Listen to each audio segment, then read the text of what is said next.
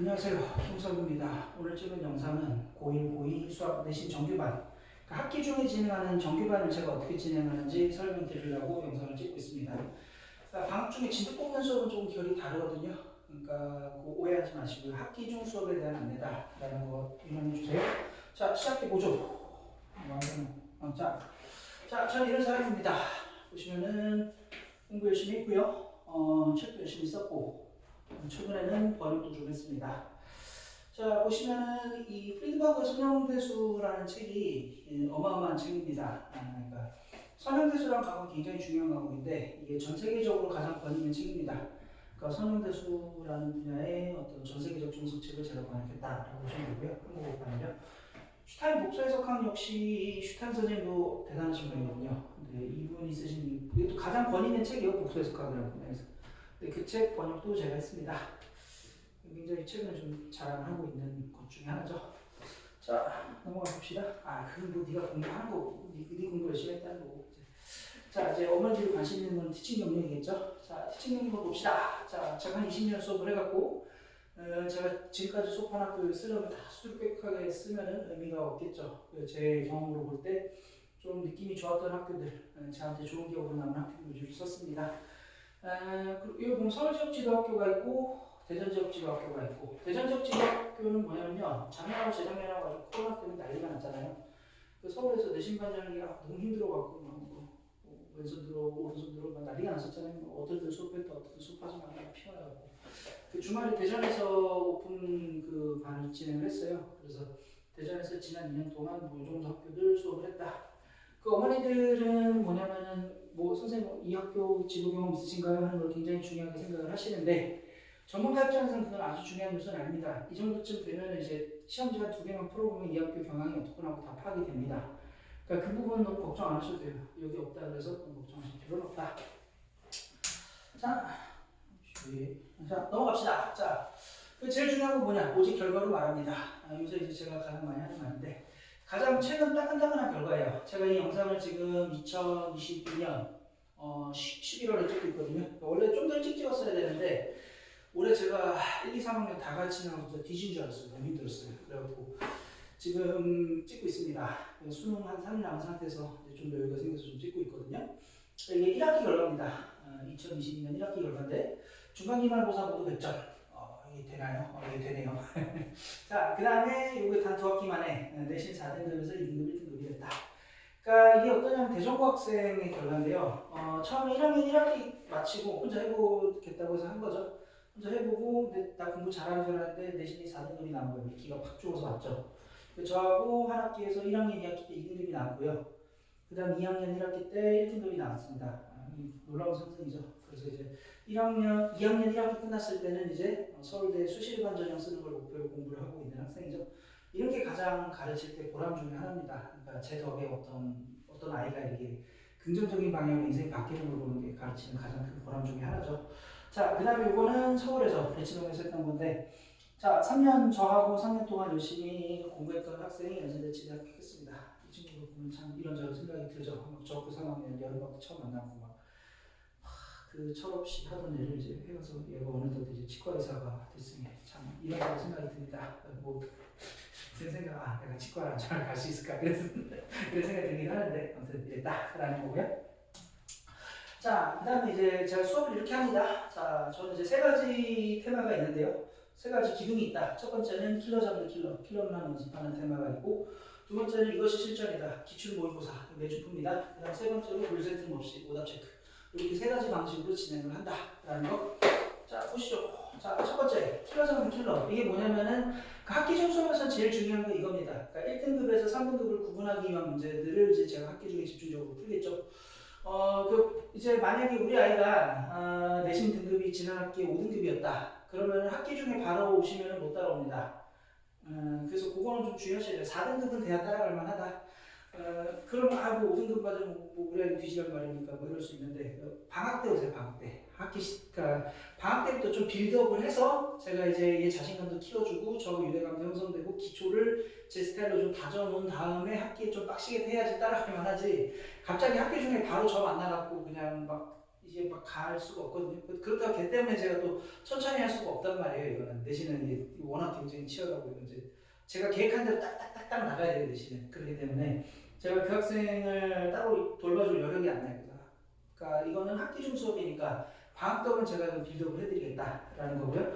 자, 그 다음에 수업은 주입식이 아니라 하부터 방식으로 진행된다. 이게 뭐냐면요.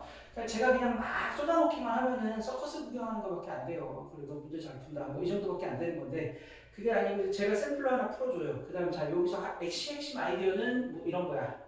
요거 잘 기억해봐. 요거 비슷한 테마의 문제인데 한번 풀어볼래? 하고 시간 딱 재죠. 한 3분, 뭐 5분 이렇게 좀. 자 시작 딱 한 다음에 풀고 나면 자 멈춰. 자 이거 이렇게 하는 거야. 알겠어? 그러면 이제 뭐 단박에 푸는 학생들도 있겠지만 대부분의 학생들은 이제 잘 못 풀죠. 그러고 이제 이거 풀어보면서 깨져봐야 이게 이런 거구나 하고 알죠. 그러면 이제 설명해주면 이러죠. 그러고서는 그럼 이제 그 다음에 또 하나 더 가보자. 자, 꼭 해보면은 그때 맞추냐? 아니죠. 또 틀리죠. 그리고 또 이러죠. 한 2번, 3번씩 반복해야 조금씩 바뀌기 시작을 합니다. 그리고 이제 중요한 게 뭐냐? 질문을 활용한다 저는. 그러니까 이제 제가 풀고서는 막 풀어서 여기서 이렇게 진짜 어렵지 않나? 뭐 이런 학생이 갑자기 쭈뼛쭈뼛하면서 손 들어. 선생님 근데요 이렇게 하면 좀 더 막 간단한 것 같은데요. 이렇게 물어봐요. 그러면 이제 어떤 선생님은 막 화를 내죠. 그게 아니고 내가 더 잘 풀었고 이러는데 그런 저는 좀 약간 하수라고 생각하고요. 저 그런 거 되게 환영합니다. 그래서 이제 이게 말이 되면은 굿잡 잘했어. 그러면 몇 년도 1학년 안개 뭐 내가 더 후배들한테 칭찬 많이 해줄게. 잘했어 하고 저도 이 풀이를 싹 바꿔버리죠. 그 부분을. 그런 식으로 한 20년이 누적이 됐으니 이게 풀이가 굉장히 말끔하겠죠. 아직도 이게 풀이가 바뀔 부분이 있다는 게 가끔 놀라워요. 참 인간의 창의력이 놀랍지 않나 싶은 생각이 들고요. 킬러 잡는 킬러라는 거는 이제 보시면은 출처가 어떻게 되냐. 내신 기출 킬러 문항들 이게 굉장히 중요하죠. 그다음 전국연합 모의고사, 고1, 고2 전국연합 모의고사. 그다음에 요새 많이 나오는 거는 EBS 올림푸스 수능 특강서가 아닙니다. 1학년 같은 경우는 올림푸스에서 내고 3학년 같은 경우는 수능 특강에서 내죠. 그리고 블랙라벨은 이제 조금 한물 갔습니다. 옛날 같지 않다. 근데 뭐 가끔 몇 대 있긴 하죠. 그 다음 실력점수 이런 틀딱 문제를 왜 하나요 할 수 있는데 가끔 냅니다. 스님들이 본인 공부한 기억이 있어서 여기서 가끔 낼 때 있어요. 그래서 아예 배제할 수는 없고 얘는 좀 중요도가 떨어지고 요거가 제일 중요하다라는 거고요. 그 다음에 하고 싶은 말이 뭐냐. 그러니까 전국연합 모의고사에서 우리 학교 선생님이 낸다는 걸 알았어. 그렇다고 해서 내가 고1, 고2 자기스토리를 다 풀 수가 없습니다. 그 시간이 없어요. 그렇게 풀 시간이 없어요. 마찬가지로 EBS 올림푸스에서 우리 선생님이 낸다는 걸 알았어. 그렇다고 해서 EBS 올림푸스를 처음부터까지 다 풀 시간이 안 납니다. 제가 그러면 중요한 문제를 쏙쏙 꼽아서 초고속 농축으로 다 한다는 거예요. 그래서 이게 거의 킬러문항 문제집들 한 5번 푸는 효과가 나는 거예요. 5번, 6번 푸는 거를 압축해서 진짜 꼭 해야 되는 문제를 내는 거다. 그러다 보니까 학교에서 배부할 학습지와 이게 매우 많은 문항이 겹칩니다. 작업합니다. 그래서 당연히 학습지에서 시험 문제를 내니까 시험 적중률 또한 당연히 높죠. 그래서 이거는 아이들이 하는 말이에요. 학습지 나오면 중요하잖아요. 그래서 학습지 꼭 풀어보고 질문하라고 시키거든요. 야, 그러면 이제 학생들이 질문하기도 하는데, 근데 이미 다 킬러에서 다 풀어갔고요. 뭐 이런 질문할 게 없어. 이런 경우도 제법 많습니다. 뭐랄까, 자신감이 있다라는 거고요. 혹시 빼먹은 거 있나? 없다. 다 넘어가시죠. 자, 그 다음 이것이 실전이다. 두 번째. 자, 이건 뭐냐면은, 내신 기출문제를 가감 없이 실전과 동일한 시간 동안 푸는 연습을 합니다. 매주 풉니다. 그리고 가끔 보면 이제 자체 제작 모의고사 중요하게 생각하시는 경우가 종종 있습니다. 그래서 이제 어떤 선생님들은 이제 내가 자체 제작한 내신 모의고사에서 요거 적중했다 이러면서 비교해서 보여주시기도 하고 그러는데요. 제가 저 전문가니까 봐보면은 그분이 강조하시는 게 물론 중요한 요인가 맞는데 어느 선생님이나 다 수업하는 그런 요인 경우가 많았습니다. 그래서 뭐 그거는 약간의 어떤 기믹이 있는 거다. 그런 거에 속을 필요는 없다는 거고요. 저는 오히려 내신 기출 문제는 그대로 풀리는 게 바람직하다고 생각을 합니다. 왜냐면은 제가 가공을 하면 제 주관이 들어가잖아요. 근데 그게 제 주관이 선생님 주관하고 100% 일치하지 않을 수도 있죠. 엔간하면 선생님들 내 스타일을 그대로 학생들이 맛보게 하는 게 좋다라는 거. 그래서 저는 철학이 이렇다라는 거고요. 그리고 넘어가시죠. 남을 걸 뻔했어요. 참아야지. 자, 넘어갑시다. 자, 그 다음에 물살 틈 없이 오답 체크. 이건 뭐냐면은 오답 체크가 굉장히 중요한데요. 푼 게 있어야지 오답 체크를 할 거 아닙니까? 뭘 푸냐? 숙제는 일주일에 한 150명 문제 정도 푸는데 마플 시너지라는 문제집을 굉장히 제가 좋아합니다. 요거 지금 내신 대비하기는 이게 최적의 책인 것 같아요. 한 10년 전에는 센수학이 굉장히 잘 먹혔죠. 한 10년쯤 전에, 한 10년에서 15년쯤 전에. 그다음 한 5, 6년쯤 전에는 블랙라벨이 잘 먹혔죠. 지금은 이 책이 제일 잘 먹힙니다. 그래서 이 마플 시너지에서 틀린 문제들하고 그다음 이것이 실전이다라고 해서 이제 그 직전에 시험 보고 있죠. 거기서 틀린 문항들을 추려서 제가 다 적어놨다가 시험 한 2주쯤 되면은 2주쯤 전에 딱 나눠줍니다. 나눠주고 풀어 하죠. 시간이 굉장히 오래 걸립니다. 왜냐하면 그냥 150문제 뭐 이렇게 푸는 거하고 느낌이 다르죠. 왜냐하면 푼 문제를 그러니까 내가 틀렸던 문제를 다시 푸는 거기 때문에 시간이 좀 굉장히 오래 걸린다라는 거 말씀드리고 싶고요. 이거는 한 번 하고 끝이 아니라 1차, 2차, N차 계속한다. 맞출 때까지 계속 반복해야 된다는 거. 그러니까 여기 보면은 이 뭐야 이게 1 곱하기 N이나 2 곱하기 1이랑 당연히 N인데 뭐 지금 장난하는 수학 선생님 맞아 이거? 이런 얘기를 할 수도 있는데 이건 이제 어떤 수학적인 부등식이 아니라 어떤 철학을 담고 있는 부등식이라고 보시면 되겠습니다. 한 권을 여러 번 푸는 게 여러 권을 한 번씩 푸는 것보다 훨씬 낫다라는 거죠. 그 오답 체크가 굉장히 중요하다. 그래서 그러니까 사실 어떻게 보면은 그러니까 학생들이 제가 이걸 해줄 필요 없이 그냥 사실은 저 고등학교 때는 어땠냐면은 누가 시키지 않아도 그냥 틀린 거 또 다시 풀고 했단 말이에요. 근데 요새는 애들이 그걸 잘 못해요. 그래갖고 그래서 그냥 야 푼 거 또 풀어봐 그러면 이미 푼 거 또 풀라고 하면 되게 재미없어하고 싫어합니다. 그래서 깨끗하게 뽑아서 새 것처럼 줘야지 조금씩 푸는 거죠. 그래서 이렇게 하는 게 굉장히 중요하다라는 거고. 그 다음에 이게 이제 보면은 아까 말했던 4등급에서 2등급, 1등급으로 갔던 학생이 있잖아요. 그 친구한테 한번 물어봤어요. 너 생각에는 도움이 뭐가 제일 됐던 것 같냐? 라고 물었더니 그 학생이 하는 말이 이게 제일 도움이 많이 됐어요. 라는 말을 하더라고요. 자, 그러면 또 하는 말이 여기 이렇게 틀린 거 그러니까 기본 학습시키고 틀린 거 줄여서 또 학습시키고 틀린 것 중에 틀린 걸 줄여서 또 학습시키고 이게 뭐냐면은 인공지능 요새 학습시키는 방법이 이런 겁니다. 그래서 알파고가 이세돌을 이긴 게 이런 방식으로 이겼다. 그래서 이 방식으로 하면 이길 수밖에 없다라는 걸 좀 강조하고 싶습니다. 자, 넘어가시죠. 자, 그 다음에 이거는 옵셔널. 그러니까 다 주는 건 아니고 학생들의 필요에 따라 제가 선택적으로 주는데요. 자, BTB라 그래갖고 백투베이지 기본으로 돌아가서 교과서 중요문항이라고 해서 주는 게 있습니다. 그러니까 선생님들 가끔 이번에 교과서에서 다 냈어 시험 쉬워하는데 그거는 교과서에 다 냈다고 쉬울 리가 있나요? 뭐냐면 교과서 냈다고 하면 어디서 내냐면요. 그 교과 막 대표예제 뭐 예제 유제 뭐 이런 것을 내는 게 아니라 교과서 구석배기 단어 끝날 때 보면 생각해 봅시다 뭐 이러고 있어요. 그래서 뭐 이러해서 이렇게 하면 재밌지 않을까 생각해 볼래 하고 답도 없어요. 풀이도 없고 뭐 그런 거 골라다가 딱 시험 문제 냅니다. 그래서 교과서에 냈으니까 쉽다. 큰 착각이고 교과서에 그런 문항들을 골라서 한번 싹 풀어봐야겠죠. 그래서 그거 하는 거고 그다음 내신기출 단원별 이거 같은 경우는 이게 이제 굉장히 중요하긴 한데 중요한 문제 제가 미리 골라서 이제 툴러에서 풀리는데 이걸 다 풀리는 거는 조금 빡친 부분도 있긴 합니다. 저는 이거를 그러니까 좀 공부 좀 한다, 너 좀 친다 하면은 그때는 이제 요거를 주죠. 그래서 이거 말고도 다양한 방식으로 학생의 약점에 맞춰서 제가 이제 뽑아서 줄 겁니다.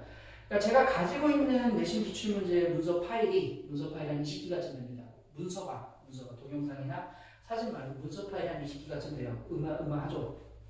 그래서 어떤 순간적인 필요가 발생을 하면은 그때 이제 제가 하고 날 잡고 시험 문제를 쫙 뽑아갖고 탁 만들어서 주죠. 풀어. 그러면 학생별로 맞춤으로 준다라는 거고요. 자, 넘어가시죠. 자, 그 다음에 이제 좀 전에는 제가 어떤 내용을 가르칠지에 대해서 설명을 드린 거고요. 지금은 어떤 방식으로 가르칠지에 대해서 좀 설명을 드릴게요. 저는 햇볕정책주의자다. 그러니까 이게 뭔 소리냐? 밀턴 프리드만 선생님이 쓴 자본주의와 자유주의라는 책에서 이런 구절이 있어요. 제가 되게 좋아하는 구절인데 잘못 생각하고 있는 것이라 설득해 볼 수는 있다. 그러나 결심한 일을 못하도록 강제력을 동원할 권한이 과연 우리에게 있을까?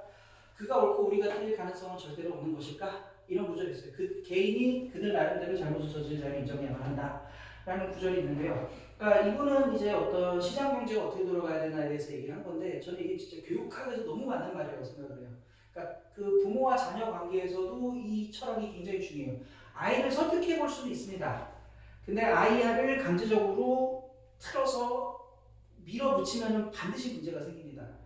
그러니까 부모님이 신이 아니잖아요. 그러니까 어떤 내가 내 아이를 너무 사랑한다. 그건 다 알죠, 인정하죠. 근데 이게 우리가 전지한 사람이 아니잖아요. 전지한 존재가 아니잖아요. 그러다 보니까 아, 무작정 막 그 나때의 경험을 바탕으로 해서 이렇게 해야 된다 이렇게 하면 안 되고요. 좀 설득은 하되 아이의 입장을 듣고 최종적인 판단을 아이한테 맡겨야 된다라는 겁니다. 자, 그 다음에 보면은 학습은 벼락같이 한순간에 이루어지지 않는다. 가랑비 옷젓듯이 반복해서 말해야 된다. 그러니까 어머니들이 보통 많이 갈등이 생기는 게 그런 거예요. 어머니들이 봤을 때 딱 본인이 위에서 내려다 봤더니 요런 어떤 비효율적인 요소가 있는 거예요. 그럼 바로 개입을 해가지고 그냥 야 너 이렇게 하고 고쳐갖고 싹싹 고쳐버리면 너무 속이 시원할 텐데 그렇게 될 리가 없습니다. 아이도 이제 다 인격이 있는 사람이고요. 본인의 행복 추구권을 굉장히 강력히 주장하는 존재가 됐어요. 이제 더 이상 초등학생이나 중학생이 아니에요. 그래서 본인 고집대로 삽니다. 그렇게 막 쏘아 붙여갖고 할 수 있는 게 아니고 아이를 설득을 해야 됩니다. 설득을. 그래서 교육에서 중요한 건 뭐냐면 인내심을 갖고 반복해서 설득하는 거다. 요거 좀 중요하고요. 그 다음에 마음 편히 질문할 수 있는 유대감 형성하는 거. 이게 굉장히 중요한 가끔 보면 이제 선생님들 같은 경우에 질문하는 거 끔찍하게 싫어하는 선생님도 가끔 있습니다. 딱 준비한 대로 어떤 수업이라는 게 한편의 연극이거든요. 시작부터 결론까지. 연극을 하는데 자꾸 막 누가 돌발 변수를 던지면은 이게 연극이 생각한 대로 안 흘러가는 거 아니에요. 그러니까 질문하는 걸 끔찍하게 싫어하는 선생님들이 가끔 있는데 저는 그런 경우가 아니에요. 저는 이제 아까도 살짝 말씀드렸지만 질문하는 게 굉장히 중요하다고 생각합니다. 그리고 그 처음에 야 질문 편히 한다고 해서 질문 편히 합니까? 예를 들어서 무슨 직장에서 회식하는데 갑자기 사장님 야 니들 먹고 싶은 거 다 먹어 난 짜장면 이러는데 저는 팔보채 먹겠습니다 할 사람이 누가 있겠습니까? 말로만 한다고 되는 게 아니고요. 이건 이제 학생들한테 제가 이제 말과 그러니까 믿음을 행동으로 보여줘야 되는 거거든요. 그러니까 저는 수업을 하면서 아이들 표정을 다 봐요. 얘가 진짜 따라오고 있는지 아니면 지금 멘붕인지 모르겠는데 그냥 아는 척만 하는 건지 제가 다 의식하고 기억하고 있습니다. 그러니까 얘가 좀 멘붕이라거나 아니면 그냥 아는 척만 하는 것 같아 하면은 수업 끝나고 한번 물어보죠. 슬쩍 가고 야 너 이거 진짜 아는 것 같아? 야 너 이거 진짜 알아? 그럼 이제 그때서 선생님 이게 왜 그런 걸까요? 모르겠어요. 그때서 얘기를 해요. 그럼 이제 그때 이제 제가 차근차근 설명해 주는 거죠. 그런 식으로 해서 이제 학생이 안심을 하고 저에 대해서 믿음이 생기면은 이제 그때부터는 이제 저한테 막 물어보거든요. 그래서 그러니까 그게 굉장히 성적 오르는 소리예요. 이제 학생이 믿음을 갖고 이제 수업 끝나고 나서 선생님 있잖아요. 이게 왜 그런 거야? 이게 왜 그런 거야? 물어보면서 저 이제 생각하면서 이제 상승력이 팍팍팍 올라가는 게 제일 좋은 바람직한 모습입니다. 그래서 이거 굉장히 중요하게 생각을 한다. 그 다음에 저는 햇볕주의자다. 바람 폭풍 같은 사람이 아니라 좀 햇볕을 통해서 아이들의 마음을 열고 이렇게 신압으로 스며드는 걸 강조하는데 덕장인데요. 근데 아니다 싶을 때가 있죠. 그러니까 이게 좋게 말해서 그냥 얘가 늘리야 이러고 있을 때가 있어요. 정신줄 놓고. 근데 거기서 제가 그냥 가만히 괜찮아 우리는 전인 교육을 하자 이럴 수는 없는 거잖아요. 그때는 한번 이제 제가 개지를 한번 해야 되거든요. 근데 그러니까 이제 아니다 싶은 건 어떤 거냐? 시험을 보다 졸아. 제가 한 두어 번 깨웠어요. 계속 졸아. 이런 거. 굉장히 심각하죠. 그다음 또 올해 1학기 때 있었던 일인데 그 학생이 너무 개판을 치는 거야. 겨울방학 때 열심히 잘 따라왔었는데 갑자기 1학기 때 시작했더니 갑자기 헛바람이 들어가고 얘가 갑자기 국제고 학생인데 헛바람 들어가고 막 너무 개판을 치는 거예요. 그래서 왜 그러니? 자기는 그냥 다 모르겠대. 모든 걸 다 모르겠대요. 그래가지고 이제 느낌 이상했죠. 그래서 야 너 그렇게 하면 망한다. 정신 차려라 했더니 선생님 제 점수니까 괜찮아요. 이러더라고요. 아니 안 해달라니까 중간고사 개망했지. 그러고서 이제 야 너 이제 너 결과 봤지? 이제 내가 너 세게 핸들링 할 거야. 너 이제 토달지 마 이랬더니 또 갑자기 얘가 발표를 그렇게 갖고 점수가 잘 나오나 봅시다 이러더라고요. 그러면 못하니까. 그래 이제 그런 경우는 이제 제 계제를 한번 해야죠. 계제를 근데 아마 어머니한테 한번 전화를 드릴 거예요. 그러면 지금 아이가 이러해서 제가 한번 좀 무섭게 연기를 할 겁니다. 괜찮으시겠습니까? 하고 한번 양해 구할 거고요. 그럼 이제 소리도 막 지를 수 있죠. 너 지금 그게 최선을 다하는 거야? 너 지금 그게 네가 할 말이야? 그리고 좀 소리도 좀 지를 수도 있고 좀 무섭게 할 수 있습니다. 좀 극약 처방이긴 합니다. 그렇게 하면 50% 확률로 정신 차리고 열심히 하고 한 50% 확률로 이제 그냥 학원 그만두고. 근데 그러니까 제가 그냥 그렇다 그래서 그냥 제가 내비두고 그냥 이번 학기 끝날 때까지 내비두고 성적 떨어지면 알아서 성적 안 나면 알아서 나가겠지 하는 거는 전 그거는 별로 그렇게 교육자의 자세는 아닌 것 같아요. 그래서 저는 그렇게 하지는 않는다는 거 말씀드리고 싶고요. 자, 넘어가시죠. 자, 그 다음에 보면은 이제 저는 형제자매를 연달아 가르치는 경우가 굉장히 많습니다. 그러니까 이제 동생 가르쳐줬는데 동생에서 믿음이 생겨서 우리 그러니까 고1 가르칠 때 우리 형이 재수하는데 이제 좀 형 좀 가르쳐주세요 뭐 이런 경우도 있었고 무슨 누나 가르쳐줬더니 동생 가르쳐주고 뭐 이런 경우도 많았거든요. 그래서 형제자매 그러니까 이게 뭐 괜찮으니까 그런 거지 않을까요? 그런 거 같고요. 저는 이게 굉장히 중요한 시도라고 생각합니다. 그리고 저는 아까도 살짝 말씀드렸지만 성취도 관련 안내는 문자보다 전화로 드리는 것을 선호를 한다. 그래서 그러니까 보통 이제 대치동 같은 경우 어떻게 하냐면 이제 매 시간 이제 문자 가잖아요. 뭐 성취도 숙제 몇 개 풀었고 그 다음에 학생 시험 점수 몇 점, 이번에 평균 점수 몇 점, 상위 50% 평균 몇 점, 근데 아이 점수 몇 점, 이렇게 해서 보내고 그거 하는 경우가 많은데 저는 그거는 오히려 좀 잘 안 해요. 왜냐면은 그렇게 딱 보내면 싸우고 빤히 나거든요. 어머니가 조급해지니까 야 너 이렇게 해서 되겠어? 좀 더 열심히 해야지. 그러면 이제 아씨 나 열심히 하고 있는데 왜 그러는 거야? 엄마 때문에 나 열심히 안 할 거야. 막 이러잖아요. 그래서 싸우면 납니다. 그냥 일단은 믿고 맡겨주십시오. 제가 책임감 있게 할 테니까. 뭐 제가 최근에 있었던 일 중에 하나가 그러니까 어느 원장 쌤이 제 흉을 보는 걸 들었어요. 뭐라고 흉을 보나 봤더니 김효 쌤이 너무 선생님이야. 뭐 이런 얘기 하더라고요. 그러니까 뭐 학교 쌤들이나 그런 거지 학원 쌤이면 좀 매출 이윤 극대화를 위해서 좀 행동을 해야지 야근 집도 하고 해야지 왜 이렇게 순수하게 이렇게 수업을 하냐라고 제 뒷담화를 하는 걸 들었습니다. 근데 저는 오히려 전혀 상처받지 않았어요. 제가 잘하고 있네라고 생각을 했습니다. 그러니까 뭐 저가 너무 그렇다고 해서 저보고 뭐 공짜로 수업할래? 그럼 못하죠. 어떻게 합니까? 저 먹고 살아야 되는데. 근데 그렇다고 해서 제가 막 저는 그러니까 제 이익하고 아이가 공부하는 방향하고 충돌이 있으면 저는 과감하게 아이가 공부하는 방향이 바람직하게 조언을 해줍니다. 그러니까 무조건 내 수업 들어. 너 수업 빠지지 마. 이렇게 하지 않거든요. 그러니까 한 시험 일주일 남았는데 아이가 솜씨도가 좋아. 믿음이 가. 안심이 돼. 근데 애가 너무 할 게 많대. 그럼 야 너 내 수업 안 해도 돼. 그냥 일주일은 너 딴 과목 공부해. 이렇게 하는 거죠. 물론 뭐 점수가 안 나고 아이가 좀 믿음이 안 간다. 그럼 악착같이 나오게 시키겠죠. 뭐 시험 전에 직구도 막 꼭 하고 이렇게 하겠지만 잘하는 학생인데 막 그 다른 과목 공부할 시간 뺏어가면서 그렇게 하진 않는다라는 거고요. 그 다음에 저는 이제 그래서 제 동생도 제가 가르쳐줬어요. 쉬운 일이니까 형제끼리 가르쳐주는 쉬운 일이 아니거든요. 막 가르쳐주다 이제 못 알아보니 야 바보야 너 이것도 모르냐 그러면 이제 화나고 네가 그렇게 잘났어 막 싸우잖아요. 근데 그런 어떤 그 형제간에 가르쳐 주는 걸 해서 제가 제 동생을 고등부 때 보냈거든요. 그러니까 저는 강서구에서 있었어요. 그래서 그때는 뭐 강서구가 지금보다도 더 이렇게 소득이 높지 않은 상황입니다. 지금이 뭐 마곡동 있고 해서 괜찮지만. 그래서 그냥 학원 과외 없이 대치동에서 돈 써들고 해도 못 나오는 임시 결과를 제가 만들어냈죠. 그 어려움을 했는데 동생을 가르쳐서 고등부 때 보낸 게 저다. 그러니까 뭐 얼마나 탁월한 사람입니까? 믿고 맡기셔도 됩니다. 자, 넘어가시죠. 자, 연결이 되네요. 자, 이병철 회장이 이런 말을 했습니다. 사람은 의심스럽거든 쓰지 말고 사람을 쓰려거든 의심하지 마라. 이게 정말 맞는 말 같아요. 그 어머니가 간을 보잖아요. 그러면은 아이도 그걸 보고 저를 따라 간을 봅니다. 그래서 이제 다 이렇게 하고 네가 얼마나 잘 가르치는 내가 한번 평가를 해보고 갔어. 자, 설명해보라. 뭐 이러고 있으면 그게 되겠습니까?